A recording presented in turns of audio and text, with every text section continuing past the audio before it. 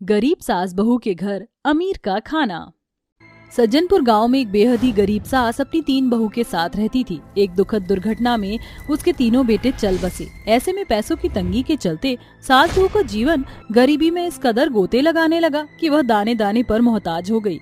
उसी बीच लता को पता चला कि उसकी 3 बहुएं गर्भवती हैं, जिसके बाद बढ़ते बुढ़ापे में लता मेहनत मजदूरी करने को मजबूर हो गई। बेचारी सास बहू के दिन रात घनघोर गरीबी में कट रहे थे। चढ़ते सूरज की लालिमा के साथ भोर की बेला शुरू होती है। कुछ देर बीतने पर लता कहती है, क्या बात है बहू, भोर के 10 बजने को है, फिर भी चूल्हा उदास है। माँ जी, राशन के सभी डिब्बे छूचे पड़े हैं, खाना बनाने को एक भी दाना नहीं है। तुम तीनों ने ये बात मुझे सवेरे क्यों नहीं बताई? गर्भावस्था में तुम तीनों का ज्यादा देर तक भूखा रहना भला नहीं। मैं कुछ बनाने को लाती हूँ। अपनी तीनों बहुओं को दिलासा देकर लता बनिए की दुकान पर आकर बोलती है, बब्बन, जरा जल्दी से 5 किलो चावल और 1 किलो दाल दे दो। ये सुनकर बनिया बोलता है, लगता है सामने लगा बोर्ड तुमने पढ़ा नहीं। अरे रे, मैंने भी ये कैसे बिसार दिया कि तुम तो गरीब गंवार हो। मैं बताता हूँ, बोर्ड पर साफ शब्दों में लिखा है, आज नकद कल उधार। इसलिए माफ करना लता मौसी, बब्बन बनिए ने अब से उधारी देना बंद कर दिया है। अरे बब्बन, ऐसा ना बोल। मेरी तीनों बहुएं पेट से हैं। एक तो गरीबी के कारण मैं उनके लिए पूरी पकवान नहीं बना पाती। ये रूखा सूखा खाकर वह जिंदा हैं। देखो मौसी, आज मैं तुम्हारा दुखड़ा सुनकर एक भी दाना नहीं देने वाला। अब तो बही खाता तुम सास बहू के उधार बाकी से भर चुका है। बब्बन, आज शाम को मुझे पैसे मिल जाएंगे, मैं सारा बकाया चुकता कर दूंगी। अभी मुझे थोड़ा राशन दे दे। अरे रे, अंधे के बेड़ा पर रोना धोना न लगाओ। ये लो पाव भर चावल, अब इसे एक दाना भी ज्यादा नहीं दूंगा। लता उस चावल को लेकर घर आती है, जिसे देखकर बहुएं बोलती हैं, क्या हुआ माँ जी, बनिए ने इतने से चावल दिए? नहीं बहू, वो क्या है ना, बनिए के पास चावल की बोरी खत्म हो गई है, यही बचा कुचा था सो मैं ले आई। लता उन चावलों को बनाकर चावल के सालान के साथ अपनी बहुओं को परोसते हुए कहती है, इन पाव भर चावल में तुम तीनों की भरसक भूख भी नहीं मिट सकती। अपनी गरीब सास को माफ कर देना बहू। इस गर्भावस्था में भी मैं तुम तीनों को अच्छा खाना मुहैया नहीं करा पा रही, बल्कि ये रूखा सूखा खिला रही हूँ। माँ जी, ये क्या कम है कि इस बढ़ते बुढ़ापे में आप हम तीनों बहुओं का बोझ उठा रही हैं? हाँ सासू माँ, जिस बढ़ती उम्र में आपको सेवा बाड़ी की सख्त जरूरत है, आप हम बहुओं के खातिर मेहनत मजदूरी कर रही हैं। भूख में तो सूखी रोटी भी मीठी लगती है। अच्छा, अब तुम तीनों आराम करो, मैं काम पर जा रही हूँ, सांझ तक आ जाऊंगी। इतना बोलकर बूढ़ी लता काम की ओर अग्रसर हो जाती है। वह ईंटों की भट्टी में काम करती थी। भट्टी का मालिक स्वराज था, जो एक दरियादिल इंसान था, मगर वो कथन तो आप सभी ने सुना होगा, बगैर काम के कोई दाम नहीं देता। भट्टी पर आने के साथ ही लता काम पर जुट जाती है। तभी देर सांझ उसे काम करते देख स्वराज कहता है, सभी मजदूर शाम होते ही अपनी मजदूरी लेकर घर जा चुके हैं, मगर तुम निस दिन देर रात तक धधकती भट्टी में काम करती हो। सेठ जी, मेरी तीनों बहुएं गर्भवती हैं। ऐसे में मुझ गरीब सास के पास इतना पैसा नहीं कि मैं उन्हें किसी रोज अच्छा खाना खिला सकूं। इन दिनों में भी बेचारी मेरी बहुएं रूखा सूखा खाकर इस वजह से वह झूठी मुस्कान देती हैं, ताकि मुझ बुढ़िया को बुरा ना लगे। लता, आज तुम्हारी बहू बढ़िया खाना जरूर खाएंगे। आज महीने का आखिरी दिन है। ये रही तुम्हारी महीने भर की पगार, पूरे 5,000। और जो कि तुम देर रात तक काम करती, उसके खातिर ये 2,000 अलग से। बहुत बहुत शुक्रिया सेठ जी, आज मैं अपनी बहुओं को इन पैसों से अच्छा खाना खिला सकूंगी।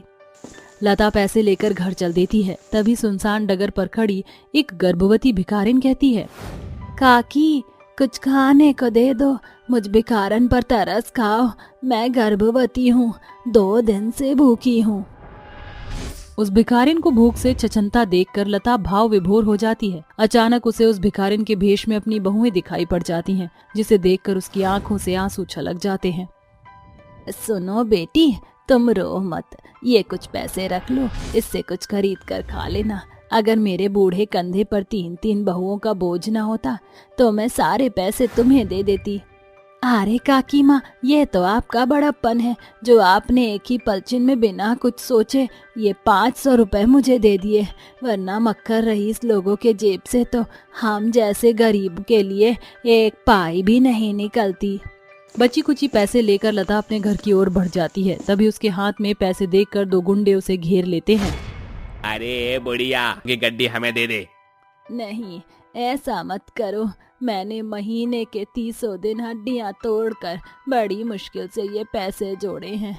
इन पैसों से मैं अपनी गर्भवती बहुओं को अच्छा खाना खिलाना चाहती हूँ। लगता है तू ऐसे नहीं मानेगी, अब तुझे सबक सिखाना ही पड़ेगा। गुंडे चाकू की नोक पर पैसे छीनकर रफूचक्कर हो जाते हैं। बेचारी सास अपनी आस को चूर चूर होते देखकर बहुत दुखी होती है और रोते बिलखते हुए घर आती है। क्यों सासू माँ, आपकी आंखें इतनी लाल क्यों हैं, जैसे आप खूब रोई हो? नहीं तो ऐसा तो कुछ भी नहीं बहू, मैं भला क्यों रोऊंगी। माँ जी, आपकी सूजी हुई आंखें सोझे तौर से बयान कर रही हैं। आपको हमारी कसम, बताइए क्या हुआ है। गरीब सास रोते बिलखते हुए अपनी बहुओं को सारी बात बताती है। बहू, तकरीबन 1 महीने से मैं देर रात भट्टी पर काम कर रही थी ताकि 4 पैसे जोड़ बटोर कर तुम बहुओं को अच्छा खाना खिला सकूं, मगर वो पैसे मुझसे छीन गए। माँ जी, जो हुआ उसे बिसार दीजिए, समझ लीजिए कि वो पैसे आपके भाग्य में नहीं थे। हाँ माँ जी, वैसे भी हम बहुएं खाना खाकर बोर हो गई हैं और आज तो हमारा पेट भी कुछ भारी सा है। भूख से बिलबिलाने के बावजूद भी गरीब गर्भवती बहुएं साफ तौर से खाना खाने को मना कर देती हैं, मगर लता अपनी बहुओं की भूख को भांप जाती है। भूख के मारे लता का चेहरा कुम्हला चुका था, मगर उसका कलेजा सिर्फ अपनी बहुओं के लिए कचोट रहा था। किसे पता था कि एकाएक वहाँ जो होने वाला था वह सबसे अलग था। अचानक एक देवी जी जो सर से पांव तक शोभायमान वस्त्र पहने हुए थी, उस देवी के चेहरे पर एक बड़ा तेज था, जिसे देखकर सास बहू कहती हैं, हे देवी, आप कौन है? मैं देवी अन्नपूर्णा हूँ। अक्सर पेट की आग बुझाने के लिए व्यक्ति ऐसे डगर पर निकल पड़ता है जिसका अंजाम बेहद बुरा होता है, मगर इस घनघोर गरीबी के बावजूद भी तुम सास बहू ने ईश्वर पर दोष नहीं लगाया, ना ही इन कश्ती में कुड़कुड़ाहट को। इसलिए मेरा मन तुम सास बहू से गदगद हो उठा है। मांगो, तुम्हें क्या चाहिए। ये सुनकर गरीब सास बहू एक ही सुर शब्द में बोल पड़ती हैं। हम सास बहू एक बार अच्छा खाना खाना चाहती हैं। ये सुनकर माँ अन्नपूर्णा के दाहिने हाथ से 56 भोग से भरी पूरी थाली उनके सामने आ जाती है, जिसे सास बहू ललचाई नजरों से देखती हैं। खाना प्रारंभ करो प्रियो। सास बहू उस खाने को खाकर बेहद खुश होती हैं और कहती हैं, शुक्रिया माँ अन्नपूर्णा, एक लंबे अरसे बाद हम गरीब सास बहू ने आपकी बदौलत अच्छा खाना खाया है। लता, अब तुम सास बहू को ये स्वादिष्ट खाना निष्दिन मिलेगा। तुम्हारे खाने खजाने का खत्ता सदा भरा रहेगा। जैसे ही माँ अन्नपूर्णा गायब होती हैं, उनके पैरों के छाप सोने के सैकड़ों सिक्कों में बदल जाते हैं, जिन्हें बेचकर गरीब सास बहू का सुकड़ा सफर को सुनहरा शीर्ष मिल जाता है। आज सास बहू के घर प्रत्येक दिन रईसों सा खाना बनता है। बावजूद इसके वह कभी बासी खाने को कूड़े का कौर नहीं बनने देती। साथ ही अक्सर गरीब बस्तियों में जाकर लोगों को सप्ताह में अच्छा खाना मुहैया कराती थी। कुम्हार गरीब बहू। शाम का समय था। चारों तरफ गर्म माहौल, सभी ने सफेद कपड़े पहने हुए थे। भूमि अपनी सास निर्मला के कंधे पर सर रखकर बहुत बुरी तरह रो रही थी।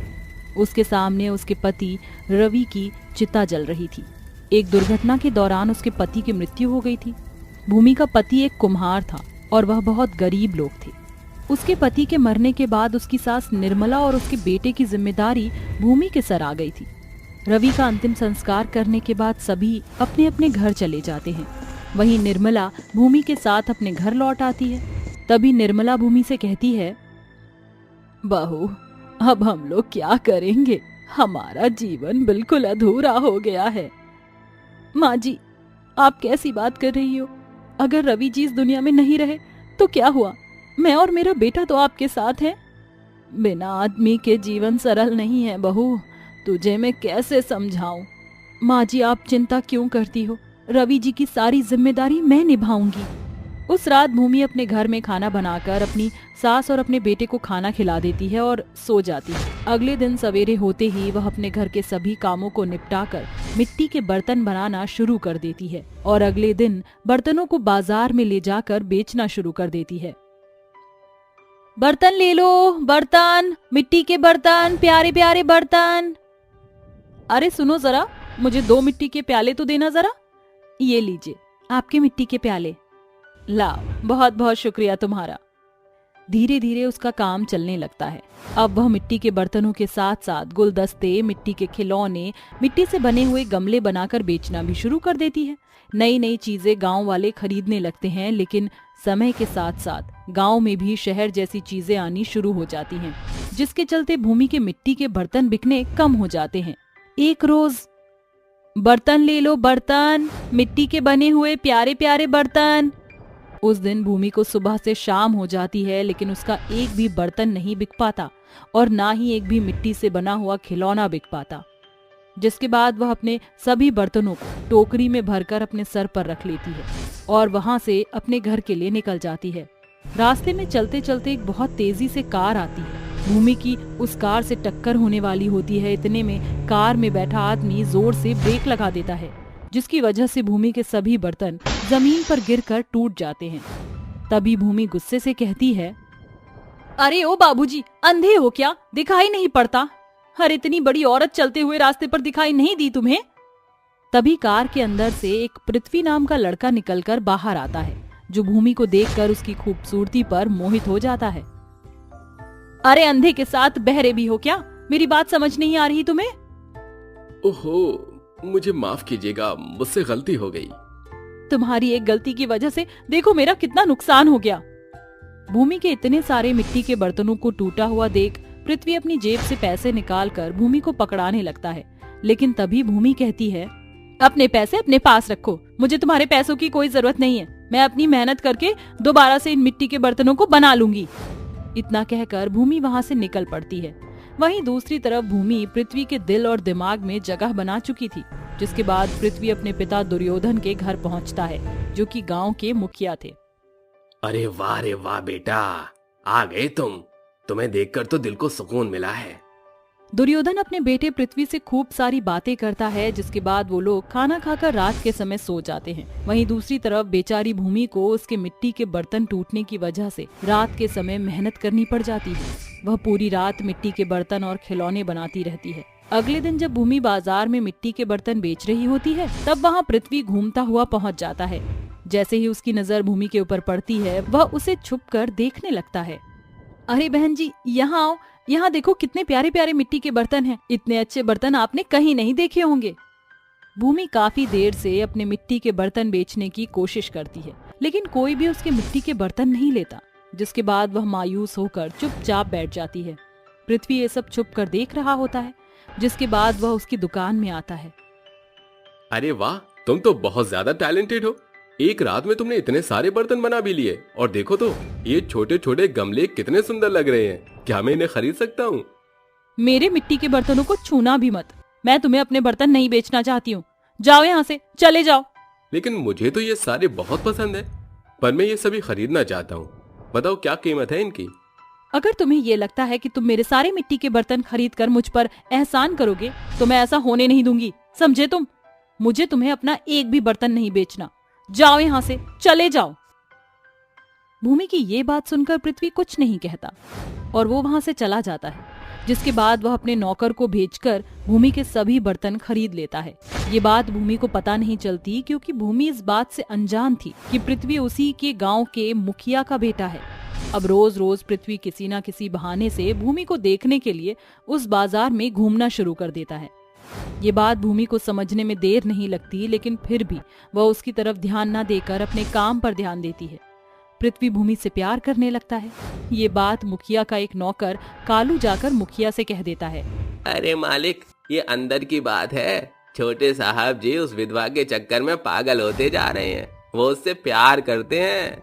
ये सुनकर मुखिया को बहुत गुस्सा आता है। जिसके बाद वह शाम को अपने बेटे के आने का इंतजार करता रहता है। जैसे ही पृथ्वी घर पहुंचता है, दुर्योधन उससे कहता है, मैंने तुम्हारे बारे में कुछ सुना है। क्या तुम गांव की किसी विधवा औरत के पीछे पागल हो रहे हो? क्या तुम मुझसे प्यार करने लगे हो? अपने पिता के मुंह से ये बात सुनकर पृथ्वी एक बार भी संकोच नहीं करता और अपने पिता को अपने बारे में सब कुछ बता देता है, जिसे सुनकर दुर्योधन कहता है, एक विधवा औरत से तुम प्यार कैसे कर सकते हो? मैं एक विधवा को अपने घर की बहू हरगिज नहीं मान सकता। इतना कहकर दुर्योधन वहां से चला जाता है। जिसके बाद दुर्योधन भूमि का पता लगाता है और उसका जीना हराम कर देता है। जहां से भूमि मिट्टी लेकर आया करती थी वह खेत मुखिया का ही होता है, जिसकी वजह से बेचारी भूमि मिट्टी नहीं ले पाती और उसे मिट्टी लेने के लिए जंगल में जाना पड़ता है। वहीं धीरे धीरे उसकी रोजमर्रा की कमाई भी मर जाती है और वह बहुत ज्यादा परेशान हो जाती है। भूमि अपनी सास से, माँ जी, अगर इसी प्रकार से सब कुछ चलता रहा तो हम लोग अपना गुजारा कैसे करेंगे? चिंता मत कर बहू, सब कुछ ठीक हो जाएगा, ऊपर वाले पर भरोसा रख। भूमि के मिट्टी के बर्तन बिकने बिल्कुल बंद हो जाते हैं, जिसकी वजह से उनके घर में केवल एक ही समय का खाना बन पाता है। तभी एक दिन भूमि को ये पता चलता है कि पृथ्वी मुखिया का बेटा है, जिसके बाद उसे पृथ्वी के बारे में एक गलतफहमी हो जाती है और वह सीधा पृथ्वी से कहती है, तो अब मुझे पता चला तुम मुखिया के बेटे हो और इसी वजह से तुमने मेरा जीना हराम कर रखा है।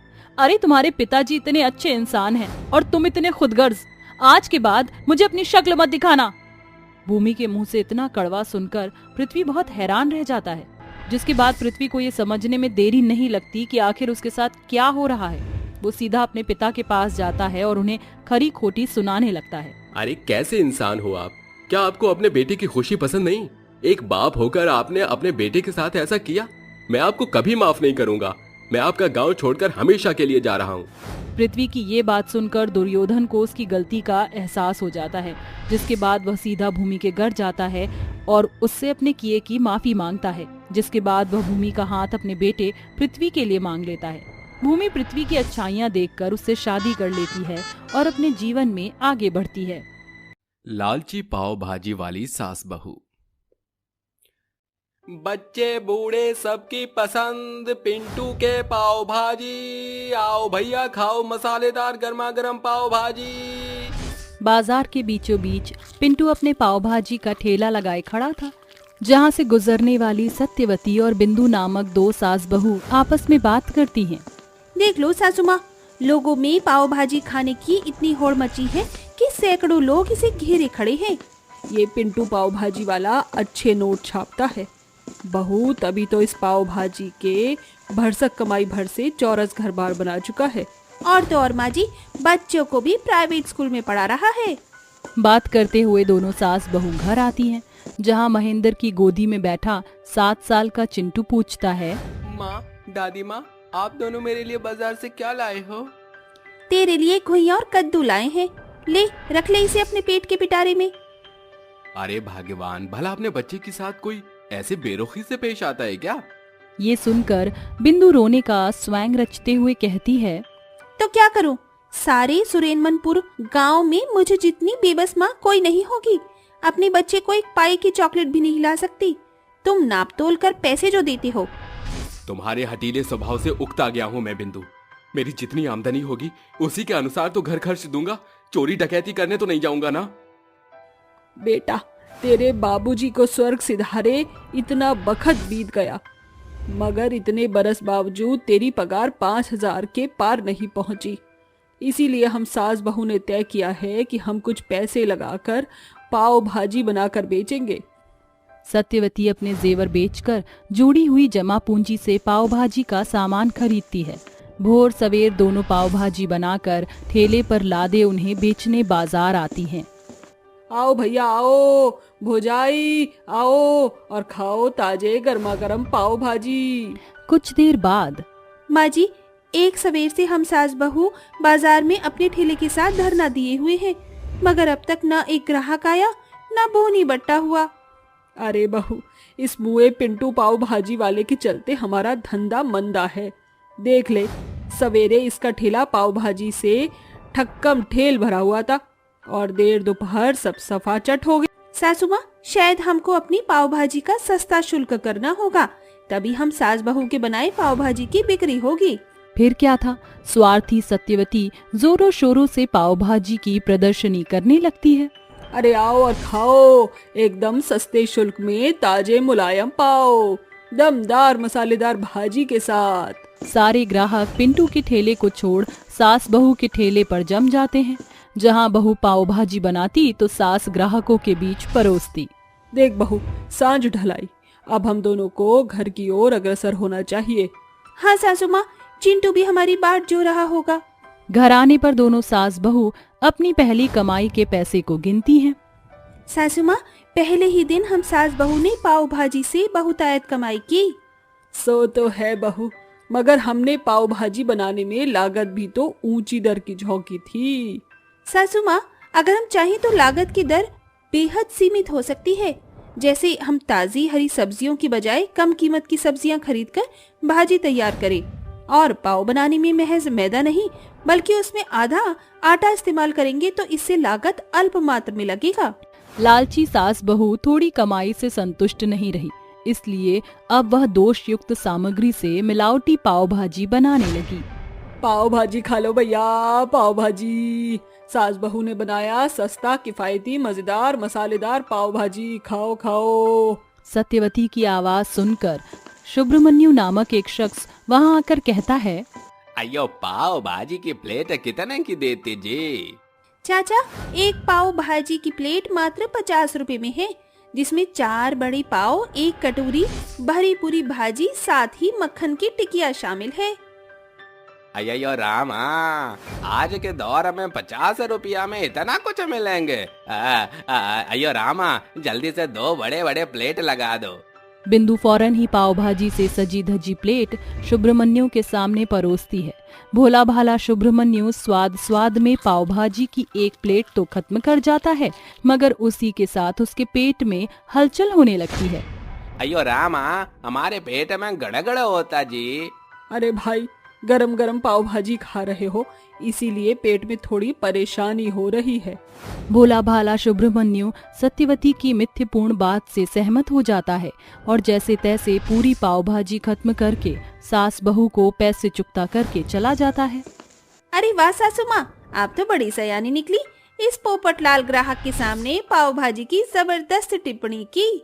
पैसे कमाने की होड़ में लालची सास बहू अपना स्वार्थ साधने के लिए पाव भाजी के सस्ते शुल्क से उपभोक्ताओं पर निशाना साधते। ग्राहक भी बड़े चाव से उनके ठेले पर आके दोषपूर्ण पाव भाजी खाते और अगले दिन बीमारी का बिस्तर उन्हें अपनी जकड़ में ले लेता। ये सिलसिला यूं ही चलता गया। एक दिन प्रियांशी अपनी सहेलियों के साथ उनके पास आती है। आंटी, जरा जल्दी से 4 प्लेट पाव भाजी लगा दो। हाँ जरूर बेटिया। दोनों सास बहू झटपट से 4 प्लेट पाव भाजी लगाकर उन्हें खाने को देती हैं। जैसे ही प्रियांशी पाव भाजी का पहला कौर खाती है, बुरा बेबाक मुंह बनाकर कहती है, याक आंटी, इस भाजी के भीतर से बेतहाशा बदबू आ रही है, जैसे सब्जियों की सड़न की दुर्गंध आती है, और ये पाव भी पूरे तौर से ताजा नहीं है। प्रियांशी के मुंह से पाव भाजी के प्रति नुशक निकलता देख सास बहू का चेहरा खौफ के मारे पीला पड़ जाता है। तभी बिंदु बात को बदलते हुए कहती है, मेम साहब, जरूर आपके मुंह का स्वाद बिगड़ गया है, इसीलिए आपको स्वाद का सही तौर से पता नहीं चल पा रहा, वरना ग्राहक तो पेट भर के पाव भाजी खाते हैं। हाँ बेटी, हम सास बहू बड़े सफाई से पाव भाजी बनाते हैं। हमारे ठेले के पाव भाजी के आगे तो 5 सितारा होटल के व्यंजन भी फीके हैं। पढ़ी लिखी प्रियांशी भी चालाक सास बहू की चिकनी चुपड़ी बातों में आ जाती है। हर एक गुजरते दिन के साथ समय सप्ताहों में शुमार हो जाता है।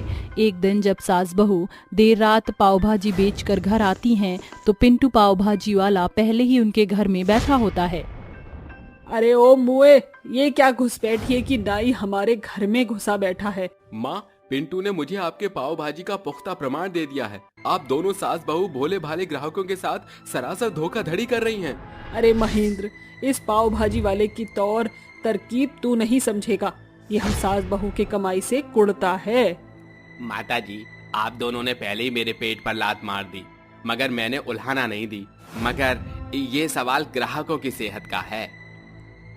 हाँ, हमें ये सच्चाई खराई का पाठ मत पढ़ाओ। दोनों सास बहू बहसबाजी करने लगती हैं। तभी चिंटू अपना पेट पकड़कर जोरों शोरों से करहाता है, माँ, मेरा पेट। इसी के साथ चिंटू मितली करता है। सभी घबराकर उसे अस्पताल लाते हैं, जहां डॉक्टर घंटों जांच पड़ताल करके कहते हैं, देखिए, जांच से मूल्यांकन मिला है, बच्चे के भोजन नलिका में पाव भाजी के मैदे के कण चिपके हैं। बच्चे को फूड पॉइजनिंग हुआ है। डॉक्टर, मेरा बच्चा ठीक तो हो जाएगा? हम तो भरसक कोशिश कर सकते हैं, हम भगवान पर भरोसा रखिए। डॉक्टर के जाते ही गुस्से से मंदा महेंद्र कहता है। आप दोनों के किए की कटनी अब मेरे बेटे को काटनी पड़ रही है। 2 घंटे बाद खतरा टल गया है, आप चिंटू से मिल सकते हैं। दोनों सास बहू चिंटू के पास आती हैं।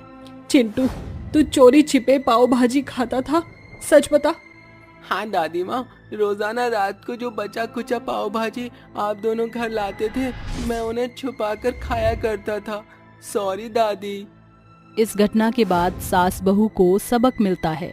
माँ जी, हमने पैसे के लालच में अंधा होकर केवल अपना स्वार्थ साधा। बहू, चाहे अब हमारे दुकान से हम 1 पाई ही क्यों न कमाए, मगर ईमानदारी से कमा लेंगे, क्योंकि बेईमानी के 10 से ईमानदारी का 1 रुपया बेहतर है। अगले दिन से दोनों सास बहू पूर्णतया बेहतर पाव भाजी बनाने लगती हैं।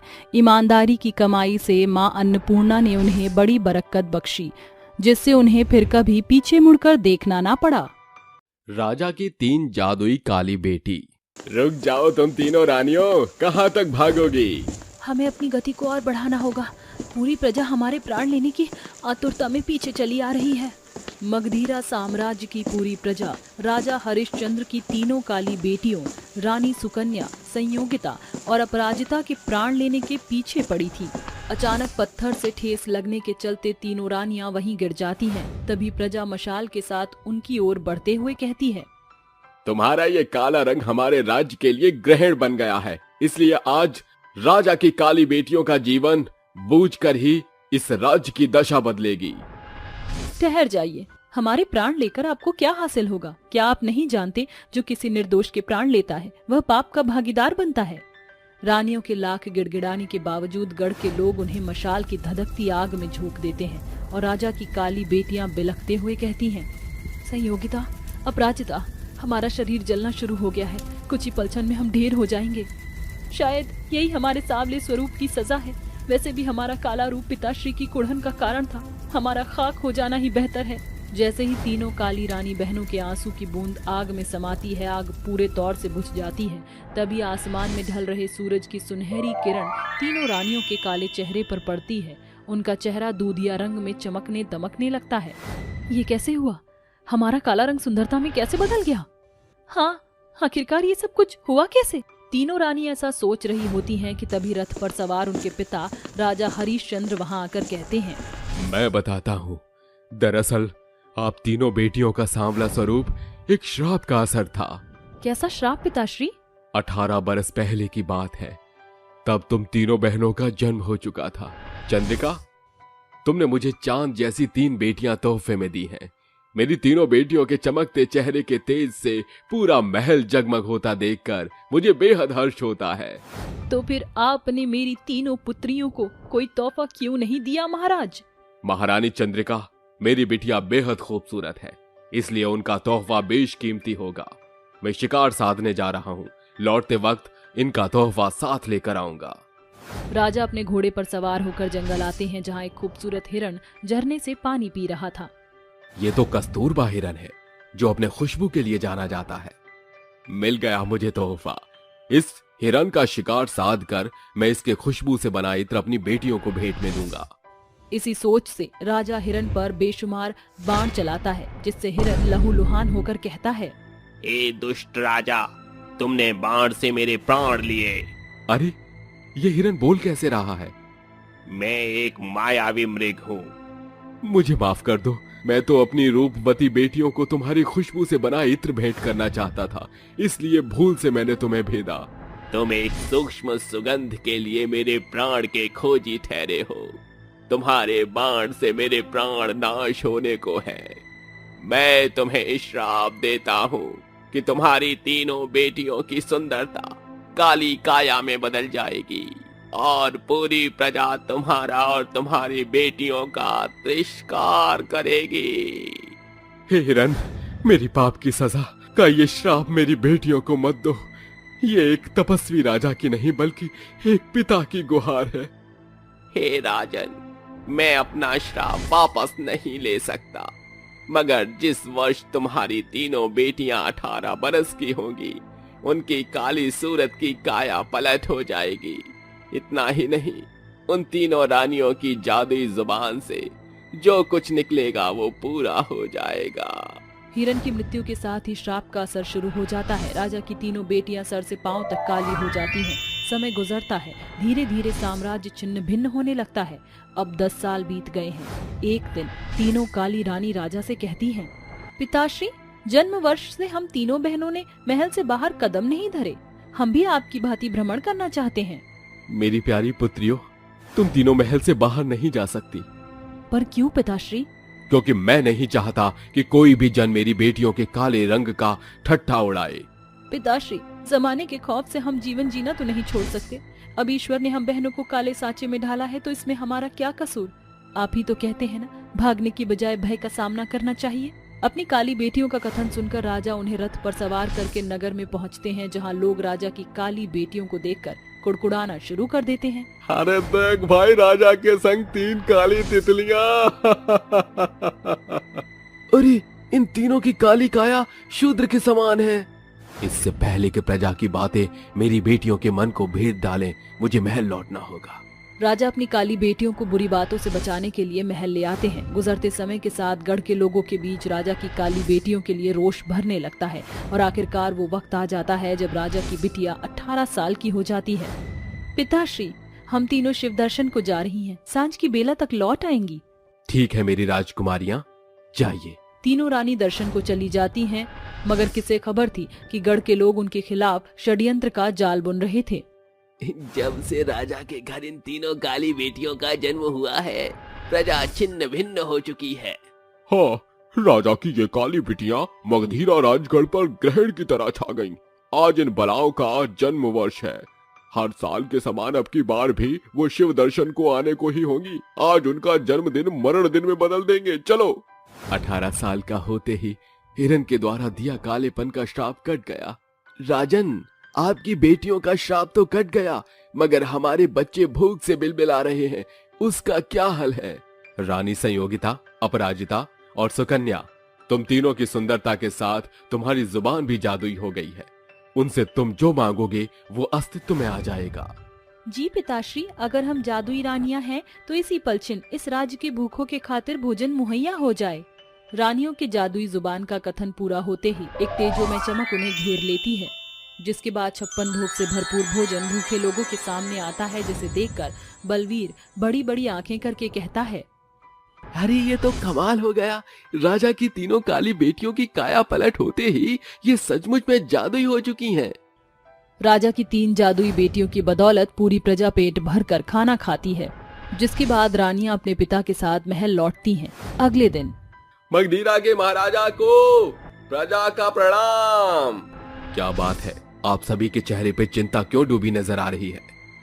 महाराज, राज्य की पूरी धरती ऊसर बंजर हो गई है।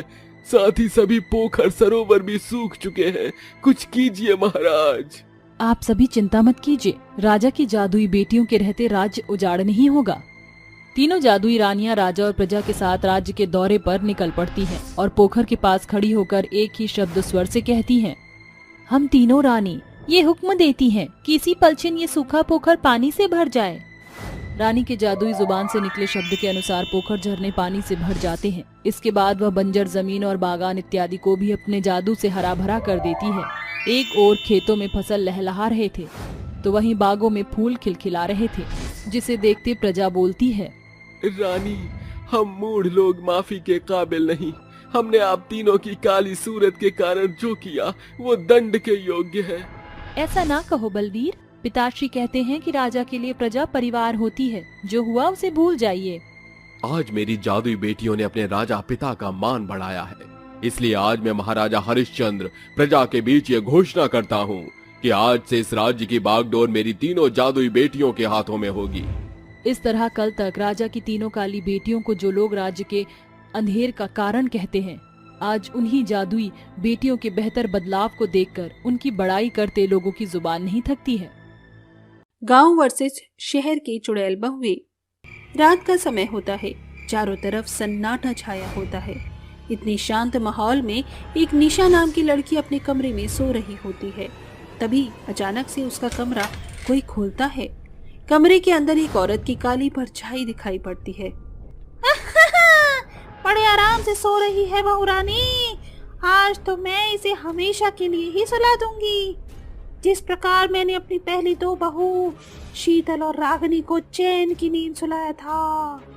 ऐसा सोचते ही कामिनी एक तकिया उठाती है, जिसके बाद वो उस तकिए के सहारे से निशा को मारने वाली होती है। लेकिन तभी वहाँ दो भयानक चुड़ैल पहुँच जाती हैं। एक शहर की मॉडर्न चुड़ैल तो दूसरी गांव की भोली चुड़ैल। बहुत चर्बी चढ़ गई है सासू माँ जी तुमको, आज हम तोहरी ई चर्बी उतारन के खातिर आई हूँ यहाँ। क्या बोलती हो रागिनी जिज्जी, लगा दे इसको आज ठिकाने। अरे हाँ हाँ, क्यों नहीं, इस दिन का ही तो इंतजार था, अब इसको इसकी सजा तो मिलनी ही चाहिए। वो दोनों भयानक चुड़ैल कामिनी की गर्दन अपने अपने हाथों से पकड़ लेती हैं, जिसके बाद वो दोनों बहुत जोरों से हंसने लगती हैं। क्या बात है, आज इसकी गर्दन पकड़ के मुझे बहुत मजा आ रहा है। आखिरकार आज मैं अपनी और तुम्हारी मौत का बदला जो ले रही हूँ इससे। अरे जीजी, तनिक हमका भी थोड़ा हाथ साफ करने दो, नहीं तो हमको आज सुकून नहीं मिलेगा। दोनों चुड़ैल बहुएं बारी बारी से अपनी मौत का बदला कामिनी से लेने लगती हैं। कुछ ही देर में वो दोनों चुड़ैल बहुएं कामिनी को जान से मार देती हैं और खुद भी वहाँ से गायब हो जाती हैं। आखिर उन दोनों चुड़ैल बहुओं ने कामिनी को क्यों मारा, चलिए कहानी में थोड़ा पीछे चलते हैं। चारों तरफ शादी का माहौल होता है, सभी लोग बहुत खुश नजर आ रहे होते हैं। एक मंडप में रागिनी, जो कि शहर की सबसे बड़ी मॉडर्न लड़की थी, वो अपने होने वाले पति विवेक के साथ मंडप में बैठी होती है। दूसरी तरफ पंडित मंत्र पढ़ रहा होता है। ओम भूर्भुवः स्वः तत्सवितुर्वरेण्यं भर्गो देवस्य धीमहि धियो यो नः प्रचोदयात्। उन दोनों की शादी संपन्न होते ही विवेक की माँ कामिनी अपनी बहू रागिनी और विवेक को वहाँ से अपने घर ले जाती है, जिसके बाद वो अपने कमरे में चैन की नींद सोने चली जाती हैं। अरे मैंने विवेक के कमरे में दूध का गिलास तो भिजवाया ही नहीं, एक काम करती हूँ, शीतल को कह देती हूँ, वो लेकर चली जाएगी। अरे शीतल, ओ शीतल, कहाँ मर गई? अरे जल्दी यहाँ आ, मुझे तुझसे कोई काम है।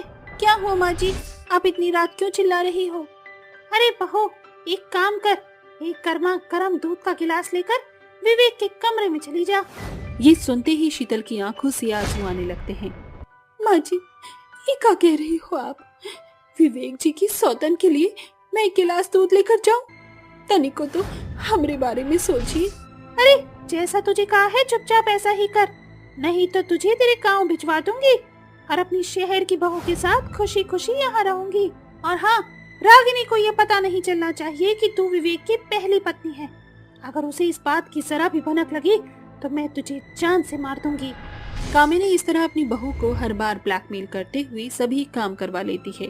जैसे ही शीतल एक गिलास दूध विवेक के कमरे में लेकर जाती है, उसकी नजर रागिनी के ऊपर पड़ती है, जिसे देखते ही वो रोने लगती है और दूध का गिलास विवेक को देकर अपने कमरे में चली जाती है। हे भगवान, ये तो किस जन्म की सजा दे रहा है हमका? आखिर ऐसा क्या किया है हमने? शीतल बहुत ज्यादा परेशान हो जाती है, क्योंकि उसकी सास उसके लिए उसकी एक सौतन लेकर आती है। ऐसी जिल्लत भरी जिंदगी जीने से अच्छा है कि मैं मर ही जाऊं, लेकिन मरने की हिम्मत मेरे अंदर नहीं। ये सब मुझे अपनी आंखों के सामने झेलना पड़ेगा। रागिनी मॉडर्न थी और हमेशा शीतल को देखकर उससे दूर भागती थी। पता नहीं इस गवार नौकरानी को क्यों रखा है यहाँ इस घर में। एक दिन रागिनी रसोई में आकर शीतल से कहती है, अरे ओ गांव की गवार, एक काम कर, मेरा नाश्ता मेरे कमरे में भिजवा दे, समझी? ये सुनते ही शीतल रोने लगती है और रोते हुए रागिनी से कहती है, तुम्हारी हिम्मत कैसे हुई मुझे नौकरानी कहने की? शीतल रागिनी को सब कुछ सच बताने ही वाली होती है कि तभी वहाँ कामिनी पहुँच जाती है और उसे कुछ कहने से रोक देती है। अरे क्या हो रहा है यहाँ? तुम दोनों की बातें ही खत्म नहीं हो रही है। वो माँ जी, मैं वो तो। अरे वो क्या लग बोल रही हो? अब बोल भी दे, मैं कौन सा तेरी जान निकाल रही हूँ जो तू मुझसे इतना डर रही है? शीतल कुछ नहीं कह पाती और चुपचाप वहाँ से चली जाती है। ये सब देखकर रागिनी को बहुत अजीब लगता है।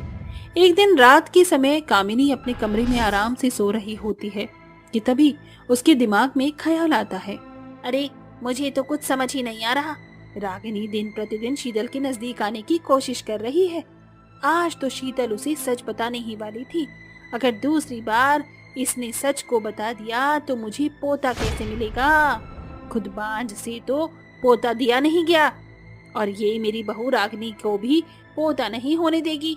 अब मुझे ही कुछ करना होगा। ऐसा सोचकर कामिनी शीतल के कमरे में जाती है और एक तकिया उठाकर उसका मुंह दबाने लगती है। देखते ही देखते दम घुटने की वजह से वो मर जाती है। लेकिन ये सब दरवाजे पर खड़ी हुई रागिनी देख लेती है। माँ जी, ये आपने क्या किया? आपने तो शीतल को जान से मार दिया। आपने ऐसा क्यों किया? कामिनी बहुत घबरा जाती है। उसे कुछ समझ नहीं आता। तभी वो शीतल को कमरे की दीवार से तलवार उठाकर मार देती है। हे भगवान, ये सब मैंने क्या कर दिया? मैंने तो अपनी दोनों बहुओं को ही मार दिया। अब मैं क्या करूं?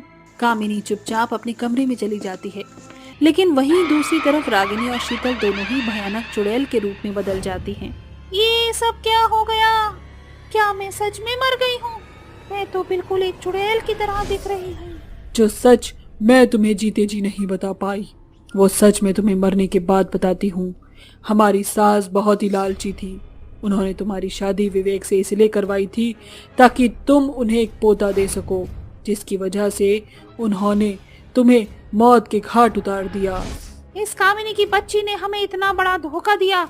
अब मैं इसे नहीं छोड़ूंगी। उस दिन के बाद से शीतल और रागिनी दोनों मिलकर अपनी सास कामिनी को मारने का मौका ढूंढती रहती हैं। इसी बीच कामिनी अपने बेटे विवेक की शादी एक निशा नाम की लड़की से करवा देती है। निशा के आने के बाद रागिनी और शीतल की आत्मा निशा के अंदर घुसकर कामिनी को डराया करती थी। इस सब से परेशान होकर कामिनी एक दिन रात के समय खुद से कहती है, मेरी दोनों शहर वाली बहू और गांव वाली बहू ने मेरा जीना हराम कर दिया है। अब तो वो दोनों इस निशा के अंदर घुस गई है। आज मैं इस निशा को भी मार दूंगी। फिर देखती हूँ वो दोनों किसके अंदर घुस कर आएंगी। ऐसा सोचकर कामिनी निशा को मारने उसके कमरे में पहुंच जाती हैं। लेकिन निशा को बचाने के लिए रागिनी और शीतल दोनों कामिनी को मार देती हैं। आखिरकार हमने अपनी सास से अपनी मौत का बदला ले ही लिया। हाँ हाँ, बिल्कुल सही कहती हो जीजी। अब तो हम सुकून से यहाँ से मुक्त हो जाएंगे। उस दिन के बाद रागिनी और शीतल दोनों वहाँ से हमेशा के लिए मुक्त हो जाती हैं और विवेक अपनी तीसरी पत्नी निशा के साथ खुशी खुशी रहने लगता है।